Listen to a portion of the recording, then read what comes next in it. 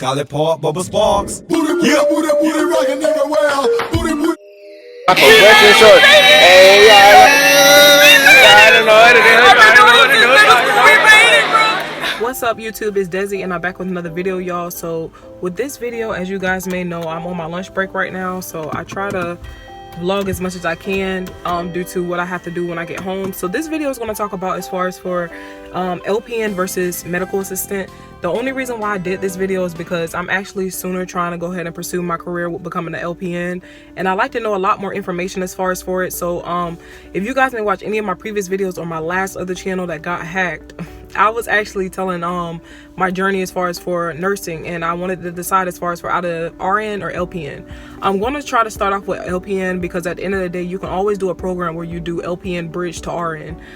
So needless to say, let's go ahead and talk about the differences between the two. Now, I'm not trying to compare these two as far as for the salaries because it's a no-brainer that medical assistants do get paid less than LPNs because it's a nurse. But I'm only trying to compare just to try to tell you guys the difference and the reason on why I want to choose from going from medical assistant to LPN. So I did start off my career as far as for medical assisting. If you guys may know, medical assisting with the education, basically I went to Fortis College, and basically you just you complete like a 1.5 years kind of schooling for medical assisting. It's not much that you have to do. Basically they start you off with intro to healthcare professions, and that's where you're surrounded around everyone. So you're with nurses, you're with dental assistants, you're with surgical technicians, you're with everyone, and then you start to merge into your actual field.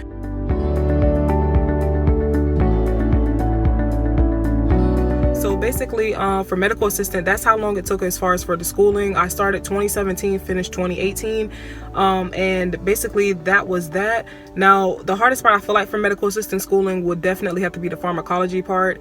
For the best part, I feel like learning phlebotomy was the best, and actual hands-on you know, stuff that we usually do in the classrooms. Usually most people go to a technical college or they go to community college as far as for medical assisting or LPN. Now as far as for LPN, LPNs usually take about, it says on here it could take up to 12 months to 2 years to complete. It depends which route you're trying to take. It says on here that LPN's program is structured to learning as far as for necessary clinicals for taking care of patients. So I can't really go too in depth as far as for how LPN school will be because I haven't really been there yet, but I am trying to take the community college route because I don't really technically have a scholarship to cover me for going to a university for this. So I definitely want to go to community college route. Now the only thing I can say is that you could take your time when doing it. It's a lot more different during the COVID. The more information I receive, you know, as far as for LPN school, I will share more for you guys, but this is as far as for the education. Now moving forward, as far as for the salary, medical assistants usually make around like $35,000 a year. It depends on the location. Now if you're a more up north state, you get more money. If you're in the southern states, you get less money.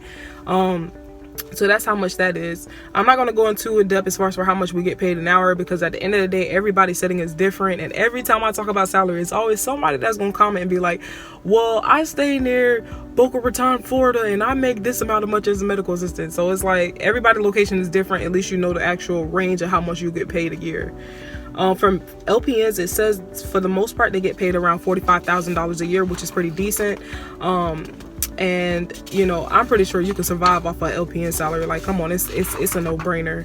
Now let's talk about the job duties. So I'm gonna talk about with medical assistants. I'm not going to go in depth because I always do my videos for medical assistant, but medical assistants basically take vital signs. They make sure that they check the patient's medication. So whenever I walk into the room, I'm like, hello, I'm Desiree. I'm going to be your medical assistant today, and today I'm just going to start off by going over your list of medications. And I'll say something like, are you still good on taking the meloxicam? Are you still good on taking the Robaxin? Are you still good on taking the tramadol? It's like you just naming all the list of medications, and you just kind of go through each one, check and see if they have any new allergies, check and see if they have any are they still a current smoker or a non-smoker. Those are the type of information you have to put into the e-clinicals, and e-clinicals is the EHR, so that would be the health electronic health records.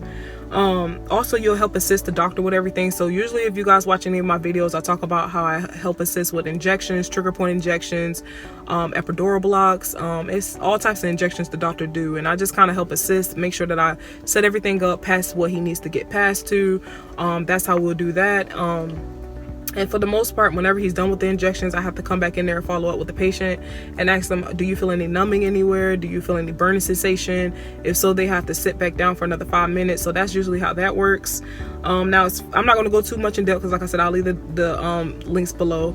As far as for LPNs, it says LPNs assist with wound care. They also assist with the activities of the daily living, so including with dressing, bathing the patient, helping out with the bathroom. They also insert and cares for urinary catheters.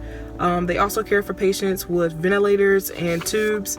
They perform CPR, basically help out with whatever the RN may need direction of. But for the most part, LPNs just pretty much do the basic clinical stuff or hands-on stuff when it comes to the patient. It's kind of like an upgraded CNA, I would say. And yeah, that's the most I could do for you. Now, as far as for the certification, medical assistants usually can get at least like a diploma or a certification to pretty much help them out with becoming certified. LPNs require a license or a certification as far as for the certification part. Now, for the most part, you do have multiple chances you could take as far as for the test. Now, I'm pretty sure if you take it more than one time, it may cause a fee, so you make sure you want to check into that. How does a medical assistant become an LPN? So MAs looking to advance their career could basically have plenty of options to go to a community college or technical college. Sometimes you may have it online, but that's highly doubted.